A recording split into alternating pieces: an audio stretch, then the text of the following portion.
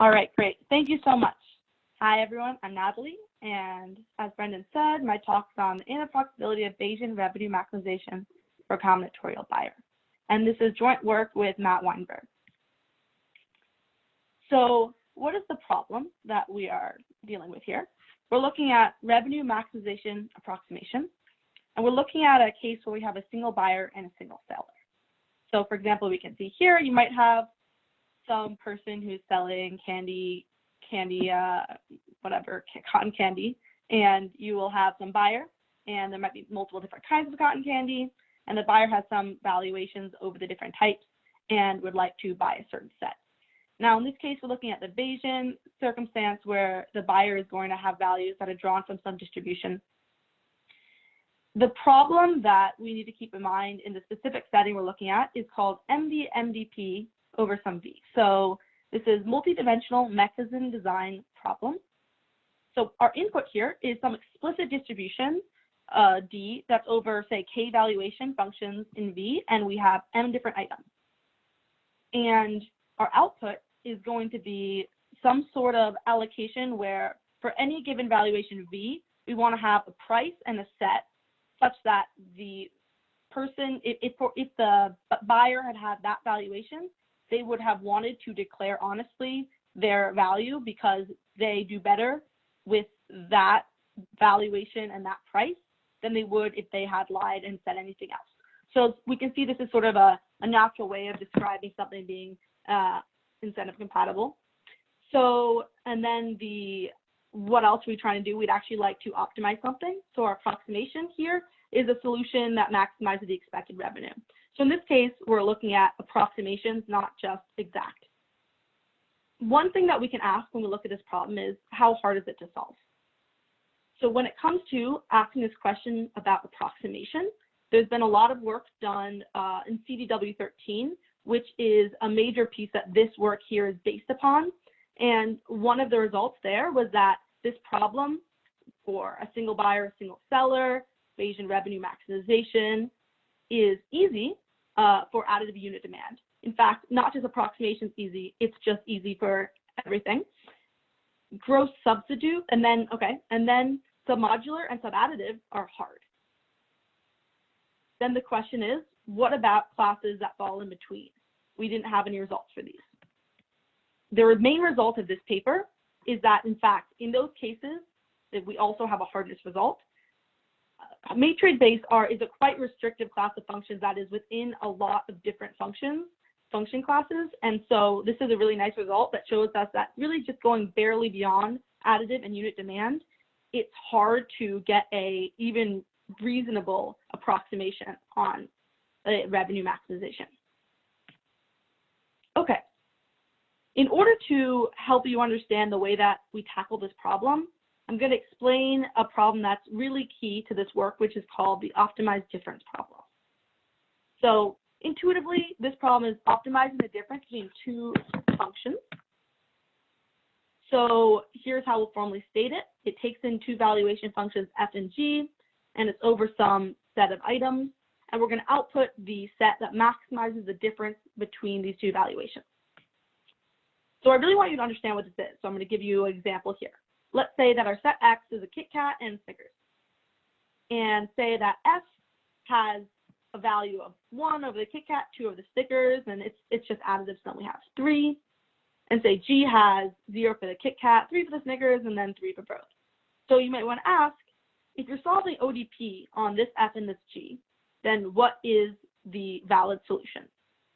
So in this case, Kit Kat is a valid solution because F of Kit Kat minus G of Kit Kat is 1. Well, for all the other cases, you get 0 or something negative. Okay, so why do we care about ODP? We care about ODP because in CDW13, they provided this nice reduction, this approximation preserving reduction from MD/MDP, our mechanism design problem, to ODP. This is really nice because it allows us to view these really tricky to reason about mechanism design problems in the context of algorithm design. As I showed before, ODPs, it's a pretty simple problem. It's clear, it's easy to reason about, and this was nice because it gave them some good results. So they were able to show that this is how they showed that for additive and unit demand, it's quite easy to solve MD-MDP because they can solve it using ODP. It was also able to give them some intuition for hardness. So they showed a hard instance for submodular, and this gave them some intuition for why MD-MDP might be hard. But it doesn't get them all the way because there wasn't this approximation preserving reduction in the other direction. So they actually were able to come up with a result for submodular because of the intuition. But from here, it's much harder to continue this reasoning without the tightness because it is difficult to understand what a hardness result in ODP is going to necessarily mean in the context of mechanism design. So what did we do in this paper?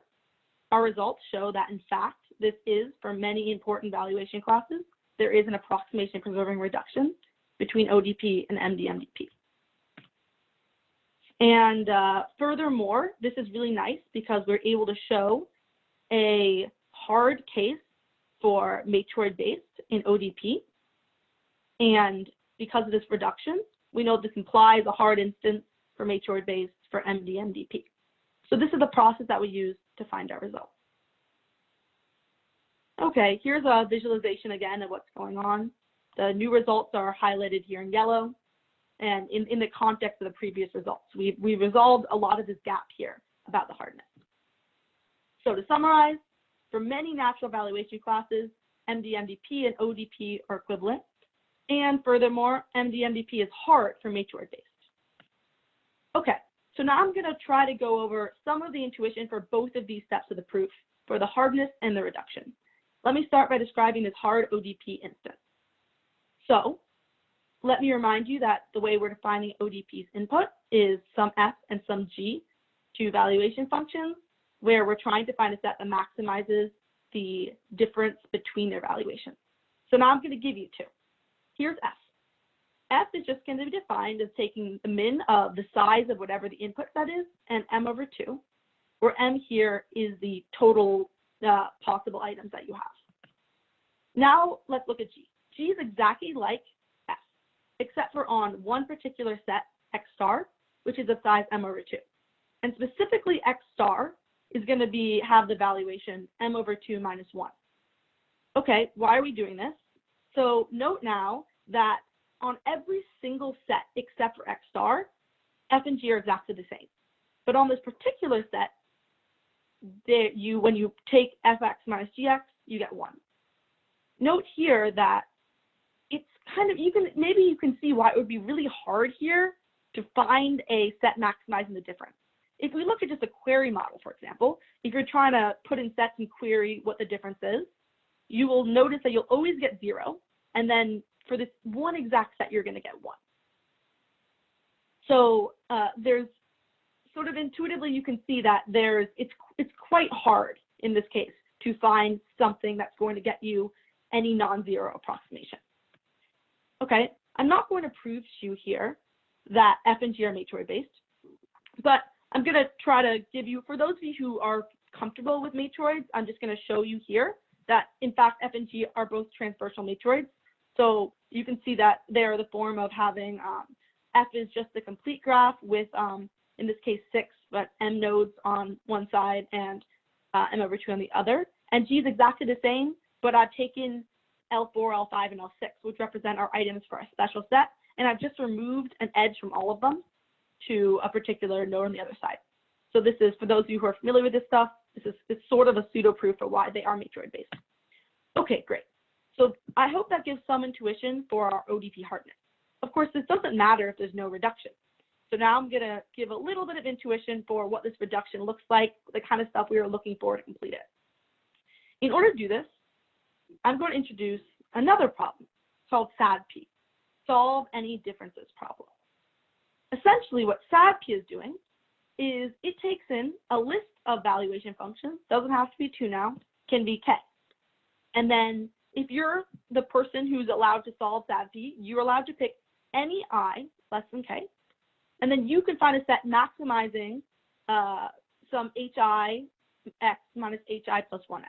Essentially, you are tasked with solving one of many instances of ODP, but you can solve any one you want. Okay, So maybe you can see how this is closely related to ODP, but I also claim it's closely related to MD/MDP. I'm going to leave a lot of things under the hood here, but just to get some intuition, we can think of H1, H2 up to HK as being valuation functions that the bidder might have with some probability. And we certainly want to make sure that in MD/MDP, we have sets such that the bidder is incentivized. They would rather declare their type, because their type and their price will be much preferable to whatever they'll get if they say some other type. So this looks a little bit like maximizing the difference between two valuation functions. And in fact, it is quite similar. So this is what the true part we're working on here is this ODP to SADP bit, where there's already this reduction from SADP to MD/MDP. Okay, so now I'm just going to say that SADP and MD/MDP are very similar, but there is one catch in this reduction, which is that there are some ways that you can construct inputs to SADP such that MD/MDP doesn't have to engage in the SADP instance in order to solve them. So we need to make sure that the input to SADP that we give from ODP is in the correct form. So for example, we needed to have a large K.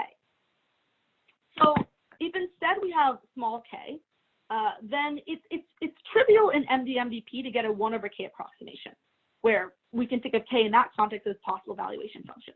So if k is small, it's trivial to get a constant approximation, and that is not what we're looking for in terms of engaging with this reduction. It's not actually solving MD/MDP. The other thing is a little bit more involved. It's called debalanced, but the general intuition is it's also not what we want to have VK, the final valuation, be so large that you can just ignore all the other valuations and you can engage with the problem by just giving VK the max set, and that gets you a decent valuation.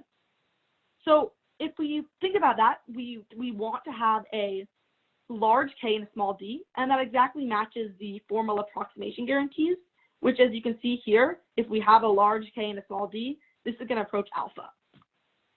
Okay, so the intuition that I want you to have here for how we construct a proper reduction is that the VK of M, so the final valuation in our list over the complete set, it needs to be little o of K. Okay, so just showing here again, ODP and SADP look very similar. SADP just has a bunch more functions, and you can maximize the difference between any two of them that are consecutive. Okay, now I'm going to give a little intuition for what our construction was. Remember our set of candies that we had before? I'm going to make k different sets of these candies now that are all going to be equivalent. Now, I'm going to have all of these different k valuation functions that I input have a specific valuation for each of these different chunks of the candies.